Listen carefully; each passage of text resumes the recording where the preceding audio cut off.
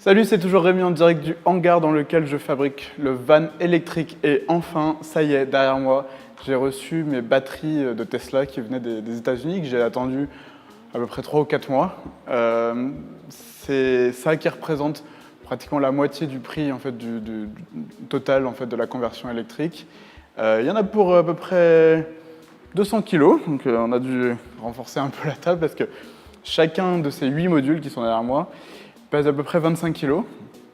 Il y en aura donc 4 de chaque côté, comme j'ai montré dans une vidéo dont je mets le lien ici, comment je les agence en fait, sous le van.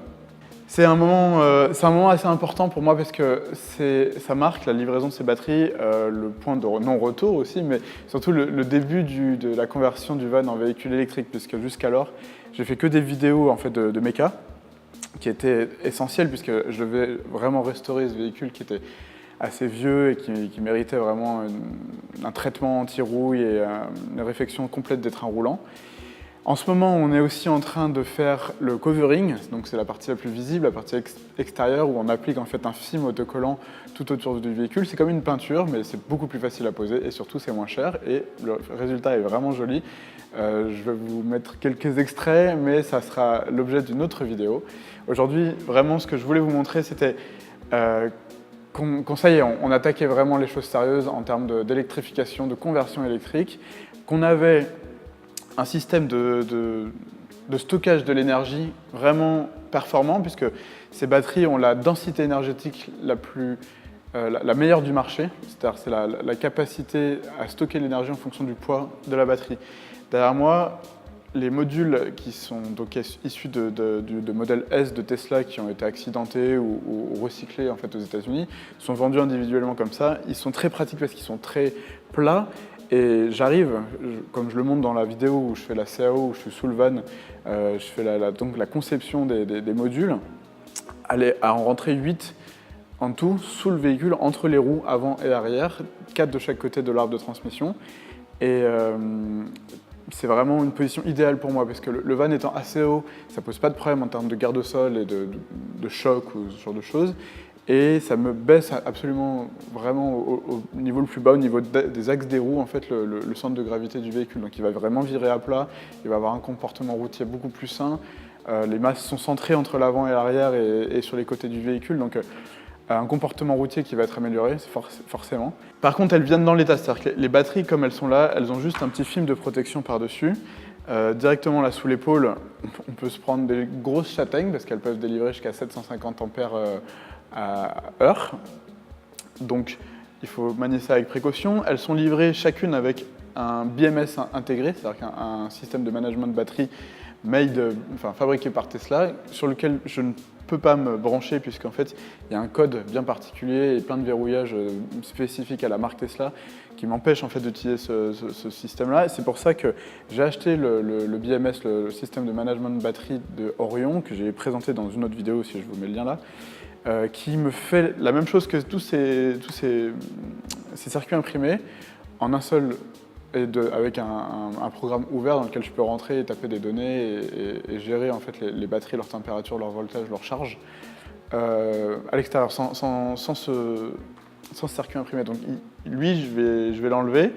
Je vais conserver les câbles qui, eux, sont reliés à chacun des 6 modules, comme je vous disais. Elles sont câblées en interne avec 6 petits modules indépendants qui sont, eux, en série. Et comme l'intégralité des modules sont en série, les 6 x 8 modules se retrouvent en série en fait, dans le véhicule. Et il est extrêmement important que je connaisse le voltage de chacun de ces petits modules, donc les 6 à l'intérieur de chaque pack, pour que à tout moment, je sache gérer donc, et prendre les décisions qui vont bien en fonction de ce voltage. C'est-à-dire qu'un voltage trop haut ou trop faible sur chacun de ces petits packs impliqueront automatiquement en fait, la coupure de l'alimentation électrique du van. Maintenant, je vous emmène faire un petit tour à l'arrière du van. Ça commence à prendre forme. J'ai fait les lecs là. Enfin, je commence. Alors, pour vous expliquer en gros, ça, c'est le boîtier 12 volts. Donc, on retrouve tous les relais qui viennent commander en fait les différents accessoires relais et surtout fusibles, les gros fusibles de puissance, les fusibles accessoires. Où je me sors directement en fait de la boîte électrique d'origine. On peut voir le futur potentiomètre qui sert d'accélérateur en fait au van. Ici, le boîtier électrique de puissance principale, en fait, où on vient y retrouver les différents fusibles de protection, mais de puissance cette fois-ci, avec les différents relais de commande, un interrupteur principal, de nouveau des petits contacteurs qui viennent piloter les différents relais. On a aussi des relais, des fusibles, cette fois-ci 220 volts et 200 volts courant continu. Donc le 220 volts, ces deux-là servent à alimenter le chargeur du van qu'on retrouve derrière là-bas. Je vais vous montrer par le passage de roue. Et cela, c'est pour le chargeur de la batterie 12 volts qu'on retrouve ici. Qui, comme il n'y a plus d'alternateur en fait dans le van, il y a un petit convertisseur qui s'appelle un DC to DC. Il vient convertir en fait les 200 volts du pack de batterie en 12 volts pour alimenter différents composants dans la voiture comme les phares, les essuie-glaces et tout ce système en fait de commandes qu'on retrouve un petit peu partout. Donc c'est essentiellement des sectionneurs qui sont pilotés par les boutons que je retrouve à l'avant et les automates, donc le gestionnaire de batterie qui s'appelle le BMS et aussi le gestionnaire du moteur. Donc ces différents éléments, ces différents contacteurs sont pilotés soit manuellement à l'avant par les boutons que je suis en train d'installer, soit en fait par les différents automates qu'il y a dans le van. Donc il y en a deux principaux, il y a deux cerveaux entre guillemets. Il y a le BMS qui est le cerveau des batteries, il vient gérer les tensions, les températures, les charges, décharges, etc. Tout ça pour garantir la sécurité et la durée de vie des batteries. Et il y en a un deuxième qui va être livré avec le moteur en fait qui vient piloter le moteur, il vient traduire les informations comme celles de l'accélérateur en signaux en fait, que le contrôleur du moteur qui sera juste derrière ici peut comprendre et ça fait accélérer le véhicule. Et ce contrôleur aussi donc, pilote aussi les différents relais, il les ouvre, il les ferme. Donc voilà, ici on retrouve dans la petite trappe le sectionneur principal du véhicule pour couper la tension en cas de problème.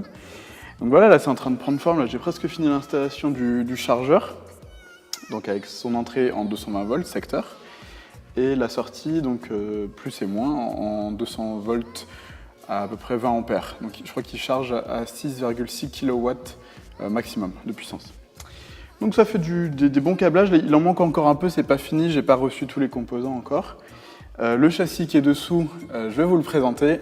C'est la première réalisation que j'ai faite en soudure. En fait, c'est un châssis qui vient supporter tous les composants qu'on retrouve ici, qui supporte aussi donc le chargeur. Il va supporter le contrôleur du moteur qui va se retrouver là.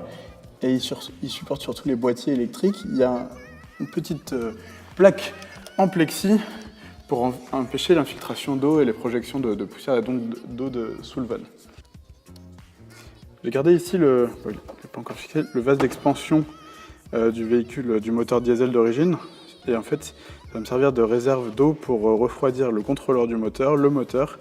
Et j'en aurai un deuxième pour le système de refroidissement des batteries, qui sont deux systèmes indépendants. Donc chacun leur pompe, chacun leur ventilateur, chacun leur échangeur, leur radiateur. Donc là, les boîtes sont quasiment finies. Il ne me reste plus qu'à les connecter. Là, j'ai la masse qui n'est pas encore branchée. Je vais les connecter au système 12 volts. Là, j'ai une batterie 12 volts bien costaud. Je crois qu'elle fait 650 ampères pour alimenter tout ce petit monde. Et donc voilà, là, je vais vous montrer en quelques images la fabrication de ce boîtier qui n'est pas encore fini. Vous voyez, il n'y a pas les câbles qui vont aux batteries, au contrôleur, mais ça ne saurait tarder.